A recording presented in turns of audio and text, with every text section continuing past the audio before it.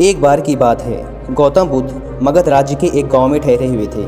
गांव से थोड़ा बाहर एक मोची अपने परिवार के साथ रहता था। उस मोची के घर के पास एक तालाब था। एक दिन रोज की तरह मोची सुबह तालाब में पानी लेने गया। वहां उसने तालाब में एक बहुत ही अद्भुत पुष्प देखा। वह पुष्प देखने में बहुत ही सुंदर था और चमत्कारिक भी प्रतीत हो रहा था। मोची ने तुरंत ही अपनी पत्नी को बुलाया और वह पुष्प उसे दिखाया। मोची की पत्नी आध्यात्मिक और धर्म में आस्था रखने वाली थी। वह पुष्प को देखते ही समझ गई कि जरूर यहाँ से महान गौतम बुद्ध गुजरे होंगे। उन्हीं के प्रताप से यह पुष्प खिला है। पुष्प को चमत्कारिक मानकर मोची ने एक योजना बनाई। उसने अपनी योजना के बारे में अपनी पत्नी को बताया कि वह इस पुष्प को राजा को देगा और उनसे खूब सारी स्वर्ण मुद्राएं लेगा। उसकी पत्नी ने भी सोचा कि यह पुष्प उनके किसी काम का नहीं है, इसे राजा को ही दे दो, कम से कम कुछ कमाई तो होगी। पत्नी की सहमति के बाद मोची राजमहल की ओर निकल गया। राजमहल के रास्ते में उसे एक व्यापारी मिलता है। मोची के हाथ में पुष्प देखकर वह रुक जाता है। वह मोची से पूछता है, भाई ये पुष्प कहाँ लेकर जा रहे हो? मोची कहता है कि मैं यह पुष्प लेकर राजा के पास जा रहा हूँ। इसे राजा को भेंट करके मैं उनसे मुँह मांगा इनाम लूँगा। व्यापारी ने मोची को प्रस्ताव दिया कि तुम यह पुष्प मुझे दे दो, मैं तुम्हें बदले में 100 स्वर्ण मुद्राएं दूंगा। मोची सोच में पड़ गया। उसने सोचा कि जब व्यापारी इस पुष्प के लिए 100 स्वर्ण मुद्राएं दे रहा है तो राजा तो और भी ज़्यादा देगा। यही सोचते हुए उसने व्यापारी को पुष्प देने से मना कर दिया। थोड़ा आगे चला ही था कि रास्ते में राजा आते हुए नजर आए, जो गौतम बुद्ध के दर्शन के लिए जा रहे थे। राजा भी मोची के हाथ में वो दिव्य पुष्प देखकर अचंभित हो गए। राजा ने मोची को पुष्प के बदले 1000 स्वर्ण मुद्राएं देने को कहा। यह सुनते ही मोची के मन में एक अजीब सी चेतना आई और वह राजा को पुष्प न देकर दौड़ता हुआ सीधे महात्मा बुद्ध के पास जा पहुंचा। महात्मा बुद्ध मोची को देखकर हैरत में पड़ गए। उन्होंने मोची से पूछा तो मोची ने उन्हें सारी बात बताई। इसके बाद मोची ने वह पुष्प महात्मा गौतम बुद्ध के चरणों में अर्पित किया और उनसे कहा कि पहले मेरे मन में पुष्प को देखकर लालच आ गया था, लेकिन अब मैं समझ गया हूँ कि जिसकी छाया पड़ने से एक पुष्प इतना दिव्य हो गया हो, अगर उसकी शरण में मैं चला जाऊँ तो मेरा जीवन भी धन्य हो जाएगा। इसके बाद वह मोची जीवन पर्यंत महात्मा बुद्ध का शिष्य बना रहा। दोस्तों, इस कहानी ने हमें सिखाया है कि हमारी ज़िंदगी में हमें बहुत सी चीज़ें अपनी तरफ आकर्षित करती हैं, लेकिन हमें उनके लालच में ना फंसकर अपने ज्ञान का प्रयोग करके जीवन में सही राह को चुनना चाहिए। दो बौद्ध भिक्षुक, जिसमें कि एक कुछ बूढ़ा था व दूसरा जवान, दोनों गांव से भिक्षा मांगकर शाम के समय अपने आश्रम में वापस लौट रहे थे। आश्रम से कुछ पहले ही पहाड़ी में से एक नदी बहती थी। शाम का समय था। एक जवान स्त्री उस नदी के किनारे खड़ी थी। उसे भी नदी पार करना था, लेकिन वो डर रही थी क्योंकि वो नदी की गहराई से अनजान थी। बूढ़ा भिक्षुक आगे आगे चल रहा था। वह उस युवा लड़की को देखकर यह समझ गया कि उसे नदी पार करने के लिए किसी के सहारे की ज़रूरत है। बूढ़े भिक्षु का मन हुआ कि उसे हाथ से सहारा देकर नदी पार करा दें, लेकिन स्त्री को सहारा देने के ख्याल मात्र से ही उसके अंदर वर्षों की दबी हुई वासना एकदम खड़ी हो गई। स्त्री के हाथ को छूने की कल्पना मात्र से उसकी नस नस में, रग रग में मानो बिजली दौड़ने लगी। उसने 30 वर्षों से किसी स्त्री को नहीं छुआ था और अभी छूने के ख्याल मात्र से ही सारे प्राण कांपने लगे। एक तरह के बुखार ने उसके सारे व्यक्तित्व को घेर लिया है। उसने एक गहरी सांस ली। वो अपने मन को समझाया, ये कैसी गंदी बात सोच ली, कैसी पाप की बात सोच ली। मुझे क्या मतलब, कोई नदी पार हो या ना हो, उसके लिए मैं अपना जीवन, अपनी साधना क्यों बिगाड़ूं? इतनी कीमती साधना, 30 वर्षों की साधना इस लड़की पे लगा दूं? हरगिज़ नहीं। यह कहकर उसने अपनी आंखें बंद कर ली। लेकिन वो जवान स्त्री तो आंख बंद करने पर भी दिखाई दे रही थी, या ये कहो कि और भी ज़्यादा आकर्षक दिखाई देने लगी, क्योंकि अब मन जाग गया था। सोई हुई वासना जाग गई थी। आंख बंद किए हुए ही वो लड़की के बगल से होता हुआ नदी में उतर गया। अब ये बात आपको पता ही होगी कि जिस चीज़ से आंखें बंद कर ली जाएं, वो असलियत में उतनी सुंदर कभी नहीं होगी जितनी आंख बंद करने या उससे ज़बरदस्ती मुंह फेरने पर वो लगने लगती है। उसने आंख बंद की और वो स्त्री उसके लिए अप्सरा हो गई। दरअसल सारी अप्सराएं ऐसे ही पैदा होती हैं, बंद आँखों से। दुनिया में सिर्फ स्त्रियां हैं, लेकिन आंख बंद करने व ज़बरदस्ती खुद को स्त्रियों से दूर करने की कोशिश में वो हमें अप्सराएं लगने लगती हैं।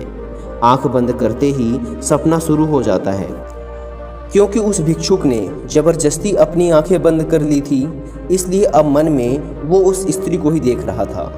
उसके मन में एक सपना शुरू हो गया था। वो स्त्री उसे आकर्षित कर रही थी।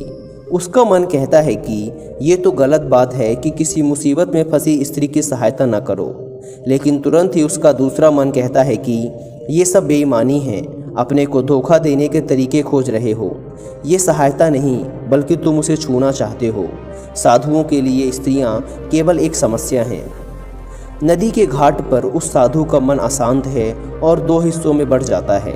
एक हिस्सा उसे उस लड़की की तरफ आकर्षित करता है, जबकि तुरंत ही उसका दूसरा हिस्सा उसे उस लड़की से दूर जाने की सलाह देता है। उस बेचारी लड़की को, जो कि वहाँ पर खड़ी है, उसे कुछ नहीं पता कि उसकी वजह से उस साधु के मन में क्या द्वंद्व उत्पन्न हो गया है, क्या भेदभाव चल रहा है उसके दिमाग में।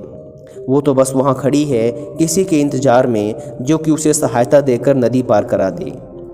इसी उधेड़-बुन व अशांत दिमाग के साथ वो नदी पार करता है, लेकिन उसे याद आता है कि उसका साथी तो पीछे रह गया।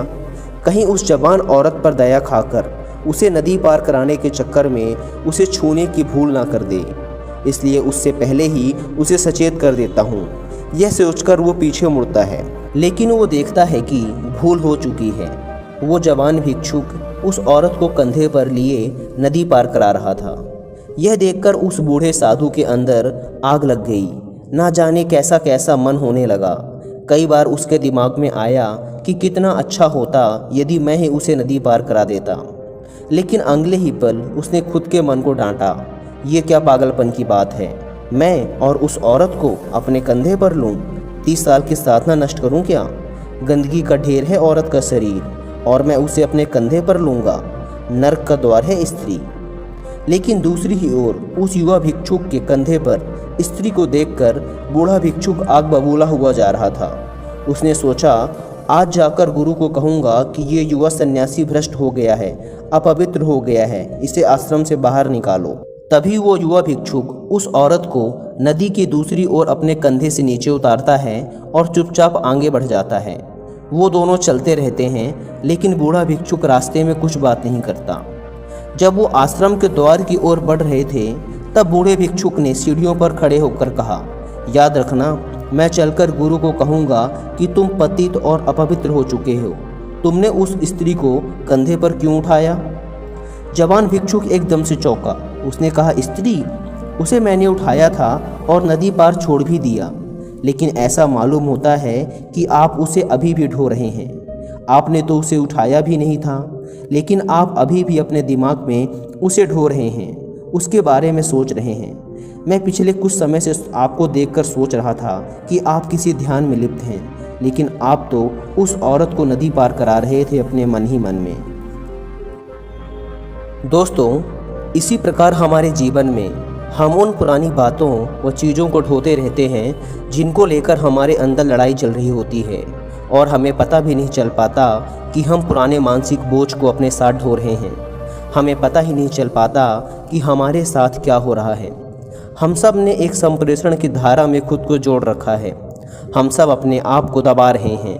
वो दबाया हुआ घाव हो जाता है और वो घाव पीड़ा देता है। उस घाव की वजह से हमें बाहर वो चीज़ें दिखाई देने लगती हैं जिनकी लड़ाई हमारे अंदर चल रही होती है। सारा संसार एक दर्पण बन जाता है। ये दमन की लंबी धारा, लंबी यात्रा हमारे व्यक्तित्व को तहस नहस कर देती है। इसने जीवन के स्रोतों को विष से भर दिया है। जीवन के सारे सूत्र विकृत और कुरूप हो गए हैं। इसलिए ये बात आपसे कहना चाहता हूँ कि दमन से बचना। अगर जीवन को और सत्य को जानना है तो दमन से बचना, क्योंकि दमन करने वाला इंसान खुद को कभी जान नहीं पाता। वो वहीं रुक जाता है जहाँ दमन करता है। उसको वहीं ठहरना पड़ता है, क्योंकि जरा सा भी ध्यान हटा कि दमन उखड़ जाएगा और जिसको दबाया था वो प्रकट होना शुरू हो जाएगा। अगर आप एक आदमी की छाती पर सवार हो गए हैं तो फिर आप उसको छोड़कर नहीं जा सकते, क्योंकि आप उसे जैसे ही छोड़ेंगे वो आप पर हमला कर देगा। अगर किसी आदमी की छाती पर आप सवार हो गए हैं तो समझ लेना कि जितना आपने उसे दबाया है उससे भी ज़्यादा आप उससे दब गए हैं, क्योंकि आप उसे छोड़कर नहीं जा सकते। मनुष्य जिन चीज़ों को दबा लेता है उन्हीं के साथ बंध जाता है। वो उनको छोड़कर हट नहीं सकता, कहीं जा नहीं सकता।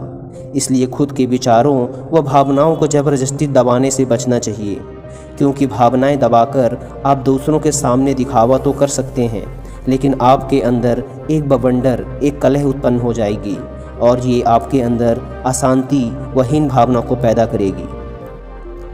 इसलिए यदि आप खुश रहना चाहते हो तो वर्तमान में जियो, पुरानी बातों को भूल जाओ, जैसे हो वैसे रहो। दूसरों के सामने अच्छा बनने के लिए खुद को मत दबाओ, क्योंकि आप जैसे हो वैसे ही अच्छे हो।